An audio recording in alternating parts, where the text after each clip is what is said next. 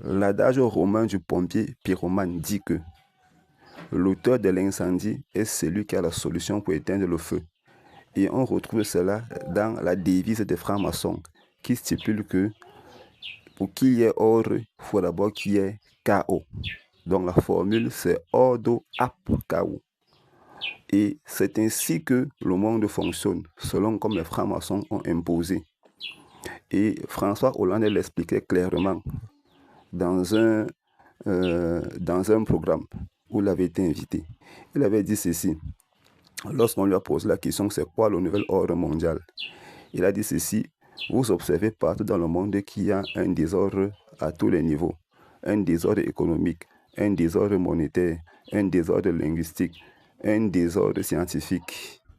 C'est le désordre total. Et donc, pour résoudre cela, il faut mettre en place un nouvel ordre mondial. Dans le cadre de la médecine, par exemple, les francs-maçons créent des maladies. Et ces maladies qu'ils créent ont pour solution les remèdes qu'eux, ils ont créés d'avance. Pourquoi? Parce que en les consommant, ça ne va pas vous guérir, ou bien ça va faire semblant de vous guérir. Et entre-temps, ça va déposer en vous des symptômes qui vont créer des maladies plus graves. Et ça va aller comme ça jusqu'à ce que vous soyez complètement détruit. Voilà comment le business se passe au niveau de la médecine. C'est ça l'adage du pompier pyromane, ou alors l'ordre à partir du chaos. C'est-à-dire que quoi? Pour qu'il y ait remède, il faudrait qu'il y ait maladie. Donc on te rend malade et ensuite on te propose un remède qui ne va pas vraiment te guérir, mais qui va encore susciter en toi d'autres complications pour que tu continues de payer le remède et ainsi de suite. Voilà comment ça se passe. Dans le cadre du combat contre la foi orchestré par l'Empire romain, voilà, ce sont les dégâts causés au nom de la foi en Jésus-Christ en Afrique, n'est-ce pas, qui permettent à Rome de proposer comme solution aux initiés africains le camétisme. C'est toujours l'adage du pompier pyromane ou bien l'ordre à partir du chaos. Donc il faut d'abord ce chaos au nom de la foi en Jésus-Christ qui permet donc à Rome de susciter une solution. C'est quoi le camétisme? Le but ici, c'est de détacher l'homme noir de Jésus-Christ. C'est de ça qu'il est question.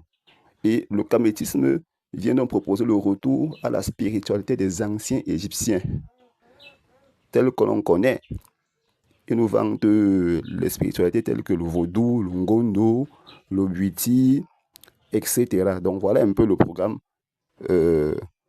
à comprendre. L'adage du pompier pyromane.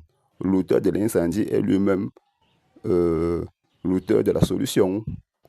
Donc, à présent, suivez, n'est-ce pas, ce petit documentaire où un kamite vous explique comment est-ce qu'il se propose d'en finir avec la foi.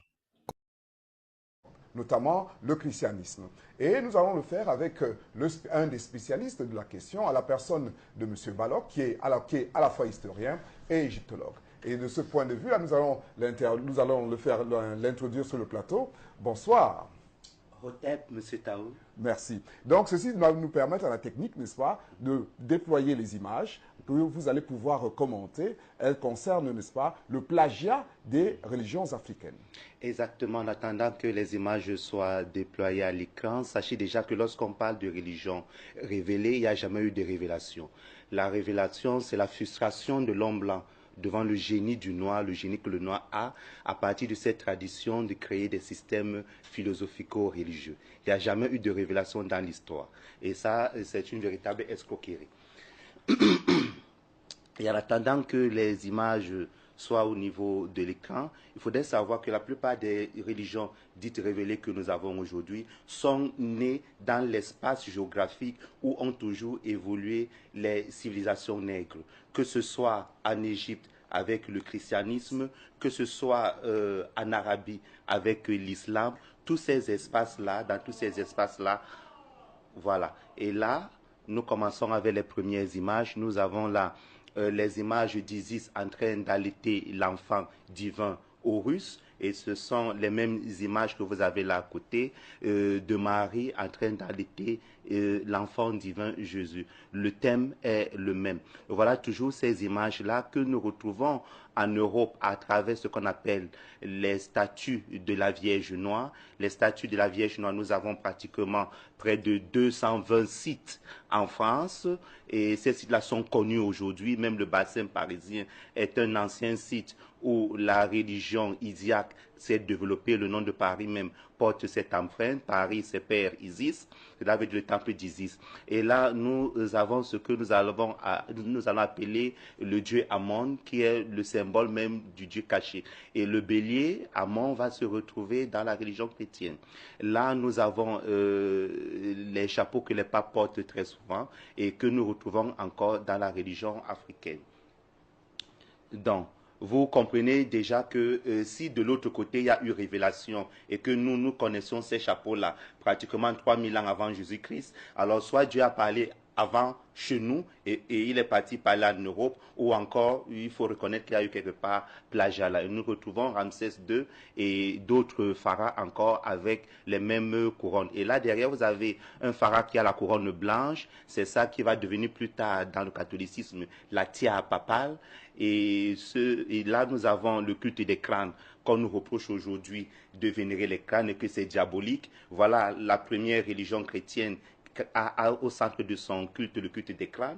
Et tout le monde le sait aujourd'hui, dans les églises catholiques, là où il y a l'autel en bas, dans les paroisses, il y a toujours l'ossement de quelqu'un comme prétend avoir été saint.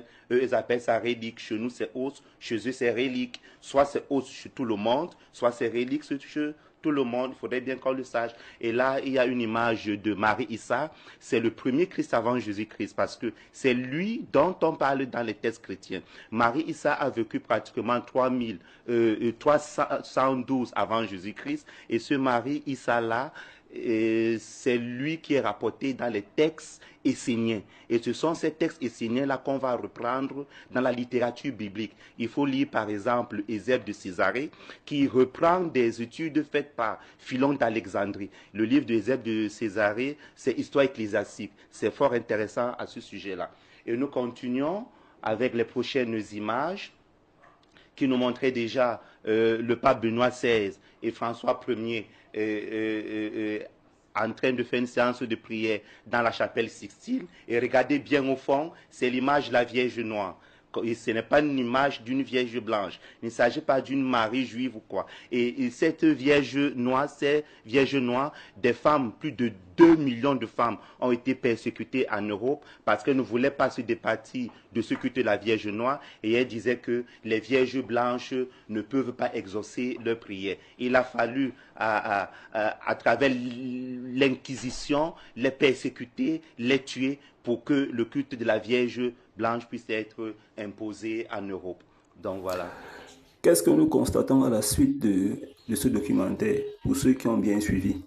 Les premières images qui nous présentent, ils nous montrent la Marie catholique en train d'allaiter son fils, qu'il compare à Isis en train d'allaiter l'enfant Horus. D'abord, dans la Bible, il n'y a aucun passage qui nous dit que Marie allaitait Jésus. Voilà, donc ça veut dire que c'est un plagiat fabriqué. C'est ce qu'il faut comprendre. Ça, c'est le premier élément à retenir. Quand on continue, il nous présente les chapeaux que portent les papes. Dans la Bible, il n'y a aucun passage où Dieu a recommandé à son peuple de porter de tels chapeaux. Les prêtres lévites ne portaient aucun de ces chapeaux. Donc ça, c'est une invention purement romaine pour dénigrer la foi. Donc il n'y a pas de plagiat ici. Ça n'existe pas dans la Bible. Dans la culture juive, ça n'existe pas. De l'Ancien Testament au Nouveau Testament, il n'y a pas un passage qui décrit de tels chapeaux. Je pense que vous pouvez comprendre que c'est justement le fruit d'une conspiration. Autre fable qu'il raconte, il nous parle du bélier Amon. Le dieu Amon dans la mythologie égyptienne, c'est le cachet. Donc Amon signifie le cachet. Et ce mot est même très mal défini. Et ça n'a rien à voir avec Jésus-Christ. Voilà, généralement il compare Amon et Amen. Alors que Amen, ici en Afrique, ça veut dire fidélité, vérité. Tandis que Amon, ici en Afrique, ça veut dire masqué, caché, ténèbres, diable. Je reviendrai sur ça plus tard. Donc voilà comment ces gens pondent des énormités. parce qu'il veut dénigrer la foi en Jésus-Christ. Il nous présente encore là le culte des crânes qu'on retrouve au sein de l'Église catholique romaine. Et ici au Cameroun, par exemple, tout le monde sait que les Bamileke pratiquent le culte des crânes. Or, ces choses sont condamnées par les Écritures. Dans Lévitique 19, à partir du verset 31, la Bible dit ceci: « Ne vous tournez point vers ceux qui évoquent les esprits, ni vers les devins. Ne les recherchez point, de peur de vous souiller avec eux. Je suis l'Éternel, votre Dieu. » Donc voilà, en fait, l'Éternel nous interdit d'être en contact avec les morts. Je pense que c'est clair. Donc, il n'y a pas de plagiat ici, c'est juste une conspiration visant à détruire la foi. Dans Lévitique 20, verset 27, il est écrit ceci: « Si un homme ou une femme ont en eux l'esprit d'un mort ou un esprit de divination, ils seront punis de mort. On les lapidera, leur sang retombera sur eux. » Donc, vous voyez ici que la Bible interdit carrément aux enfants de l'Éternel d'être en contact avec les morts. La Bible rejette le culte des morts, le culte des crânes et tout ce qui concerne ces abominations. Voilà, donc vous voyez ici qu'on a un plagiat fabriqué qui correspond bel et bien à l'adage romain du pompier pyromane. Voilà, donc ce sont des bandits spirituels qui ont créé un champ historique propre à eux pour dénigrer la foi en Christ. Donc, nous invitons nos chers Kamites à sortir de ces abominations, qu'ils reviennent humblement à Jésus-Christ. On va terminer avec cet autre plagiat fabriqué par Rome. Il s'agit de lait de poisson, n'est-ce pas, qui est lié à lait, n'est-ce pas, chrétienne. Voilà, il est dit que lait de poisson, voilà, lait chrétien est marqué par le désordre, le chaos et la confusion. Et tout ceci, c'est pour accuser Jésus-Christ d'être l'auteur de ce chaos et de cette confusion. Et après quoi, on entre dans l'ère du verseau qui marque le retour à l'ordre. Et pour certaines personnes, nous sommes déjà à l'ère du verseau, où le mensonge, la confusion, le désordre, le chaos apporté par le christianisme, notamment en Afrique, sera exposé et l'ordre pourra régner. Nous sommes toujours ici avec l'adage du pompier pyromane, qui est tel que l'ordre provient du chaos. Donc, les religions dites révélées sont donc un poison spirituel qui favorise ou alors rend possible l'extinction de la foi en Christ. Voilà.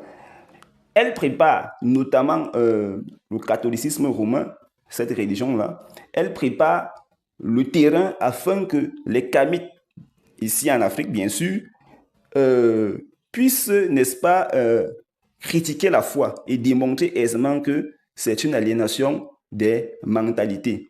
Donc, le christianisme en Afrique a suscité la confusion, le désordre au nom de Jésus-Christ.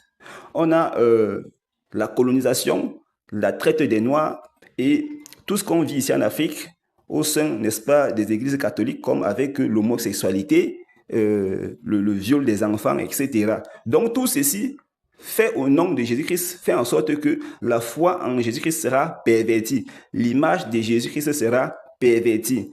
Alors, les Kamites pourront recueillir cela afin que cela leur, n'est-ce pas, sert de point d'appui ou alors de source d'inspiration pour démontrer aux Africains que la foi est véritablement une aliénation des mentalités. La foi tue le génie du nègre. La foi détruit le nègre et ne peut pas, n'est-ce pas, lui permettre de développer sa société.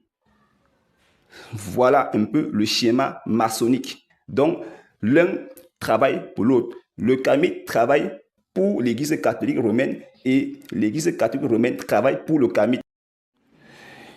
Maintenant, on va montrer que la foi en tant qu'aliénation des mentalités, telle qu'enseignée par les Kamites, n'est-ce pas, est l'œuvre du diable. C'est une stratégie que le serpent a mis sur pied, n'est-ce pas, pour détacher l'homme de son créateur. Parce que pour détacher l'homme de son créateur, il faut détruire sa foi. La foi, c'est la fidélité, c'est la confiance, bref, c'est l'amour. Et quand tu n'as pas d'amour pour Dieu, automatiquement, tu ne peux pas être sauvé. Tu ne peux pas lui appartenir.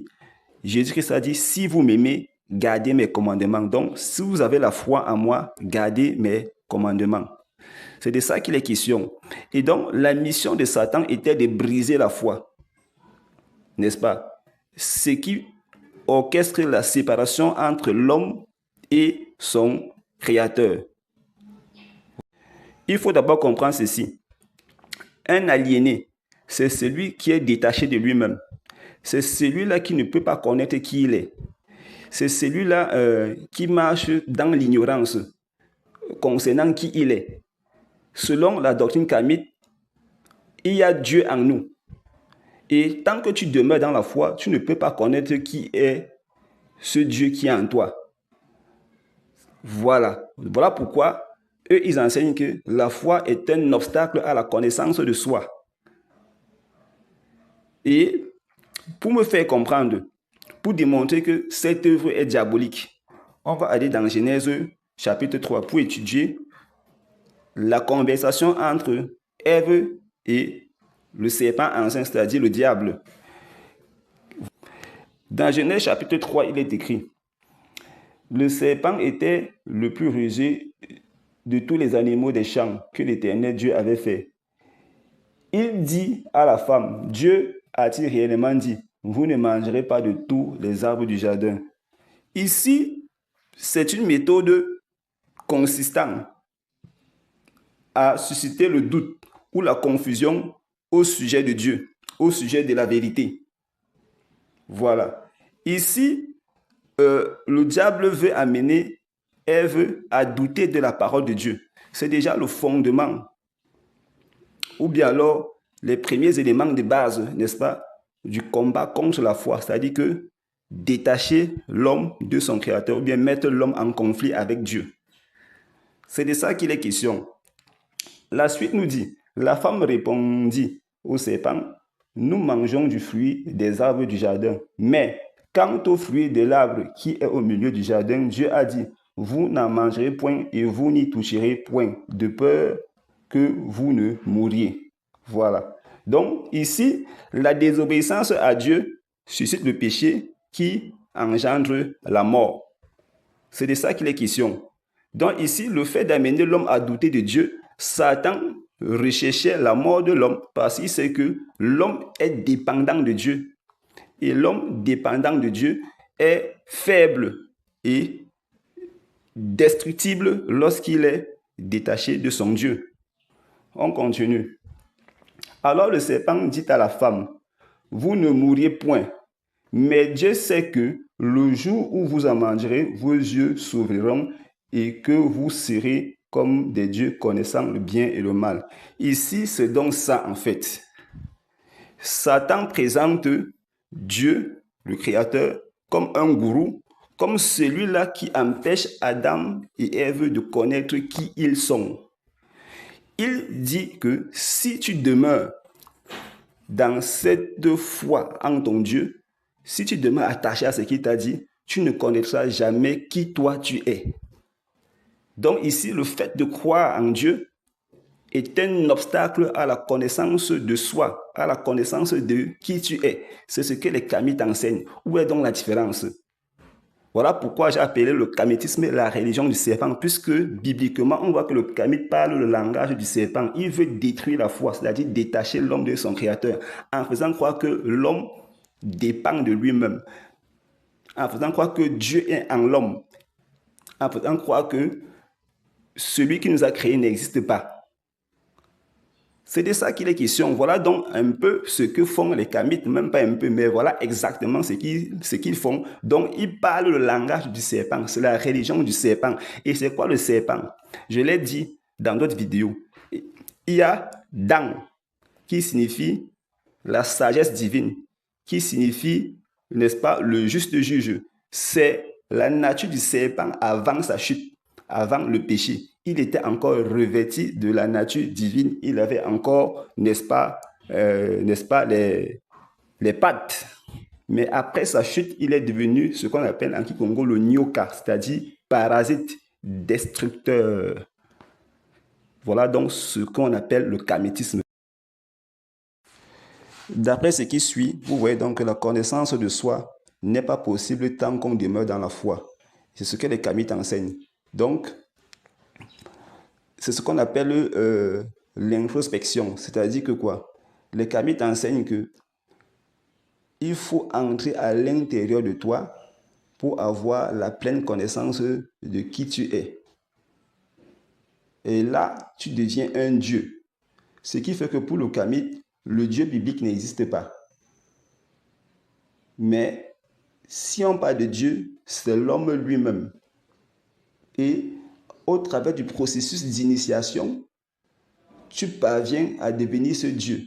Tu parviens à te hisser au sein des étoiles du cosmos. Et dès lors, tu peux contempler l'univers dans son entièreté. Voilà le mensonge du diable. Donc, il vous dit rejetez la foi en Jésus-Christ et croyez en vous-même. Il vous dit recherchez Dieu à l'intérieur de vous. Car si tu crois en ce que le Dieu biblique là, le Dieu d'Adam et Ève, le Dieu d'Abraham, d'Isaac et de Jacob te dit, tu ne sauras jamais qui tu es. Voilà le mensonge des kamites. Voilà pourquoi ils disent que la foi, c'est une aliénation des mentalités. La foi te déconnecte de qui tu es. Et voilà pourquoi ils disent que Jésus étant l'égrégore des Blancs, voilà, une fois que tu crois en lui, tu es dépouillé de tout ce qui fait de toi un pur africain. Tu tues ton génie et ça t'empêche de travailler pour faire prospérer ton continent, c'est-à-dire l'Afrique. Suprême dont on parle est en nous. Voilà pourquoi on dit que tous les Africains sont des dieux, ont Dieu en eux. Et je l'avais même expliqué dans une émission en ce qui concerne le mystère des ancêtres. Que nous venons sur cette terre en enveloppe charnelle, mais avec une parcelle divine. C'est que l'énergie globale, l'énergie même que nous appelons la divinité suprême, c'est une partie de cette énergie qui se détache pour devenir un humain. Donc, un humain que nous voyons en tant que microcosme est déjà une partie. C'est une partie de tout et qui a toutes les composantes de la divinité suprême. Et son siège en nous, c'est au niveau du Sahasrara. Voilà pourquoi quand on veut faire les plus grandes expériences divines, si tu décides d'aller en promenade avec la divinité suprême que tu possèdes en toi et que tu es, c'est l'expérience de ce chakra. Tout se passe au niveau du chakra Sahasrara, au niveau du chakra couronne, au niveau de Atietin, de Dodako. C'est là que nous avons la porte qu'on peut ouvrir pour regarder ce que nous sommes véritablement.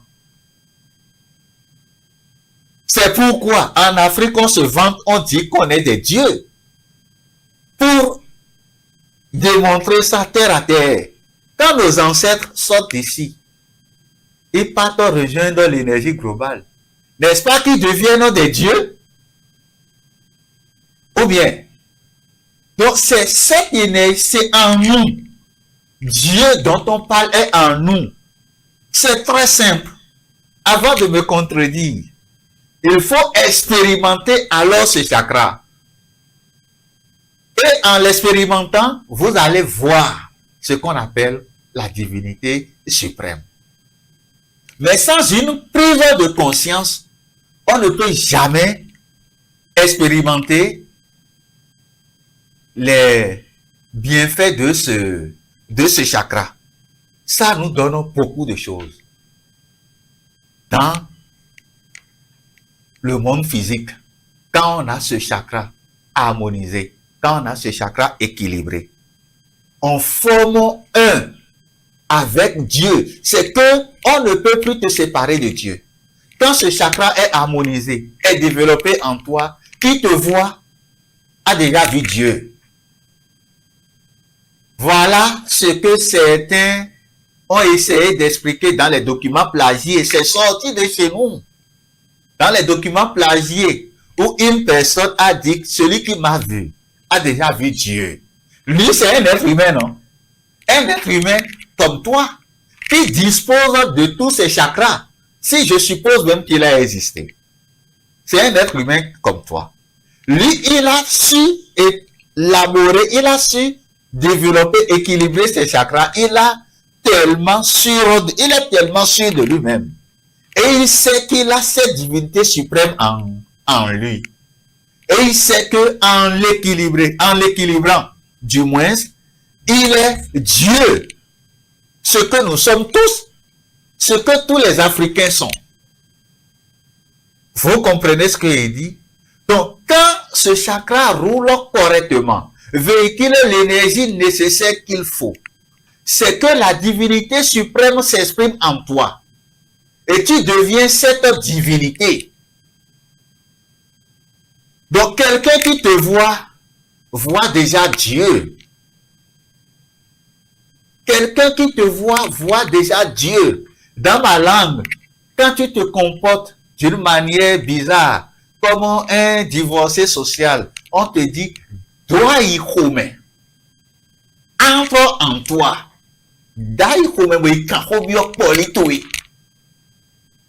Entre en toi et pas questionner ton poli. Pas questionner la parcelle divine que tu as pris de l'énergie globale pour venir sur cette terre. Donc, pas rencontrer ton Dieu, pas rencontrer Dieu qui est en toi. On ne dit pas le chercher ailleurs. Entre en toi et tu connaîtras ce que tu es. Tu connaîtras ce pourquoi tu es arrivé dans ce monde. Tu connaîtras ton plan divin. Ce que tu dois faire avec cette parcelle divine, avec Dieu que tu as sur ta tête. Mais toi, tu abandonnes ça. Tu pars ce qui est déjà en toi. Ce qui est déjà en toi, la vérité, Dieu que tu as déjà en toi, tu l'abandonnes, tu pars le chercher ailleurs, dans les religions, dans les églises, dans la Bible, dans le Coran. Tu ne vas jamais le retrouver. Ou bien, si je dépose l'argent, je perds l'argent dans ma maison, et l'argent est dans ma maison. Je laisse ma maison, ma propre maison, je pars chercher cet argent dans la maison du voisin. Est-ce que je peux le retrouver? Non, parce que c'est chez moi. C'est chez moi. Donc, nous sommes tous des dieux. Je vais, pour vous faire comprendre dans ce que je vais présenter, un exemple clair. Il s'agit du prince au Congo, Dom Nicolaou, qui, n'est-ce pas, était le premier Africain à se prononcer contre les atrocités de la colonisation. Il s'est prononcé par écrit publiquement, parce qu'il a publié sa lettre dans un journal à Lisbonne, au Portugal. Malgré cet acte qu'il a posé, on peut l'acclamer, mais c'est une grave erreur que de le faire. Pourquoi? Parce que Dom Nicolaou était membre, n'est-ce pas, de l'ordre du Christ. Et l'ordre du Christ, c'est un ordre qui a succédé à l'ordre des Templiers. Ce sont tous des ordres maçonniques qui ont été établis par la puissance romaine en vue de détruire la foi en Jésus-Christ.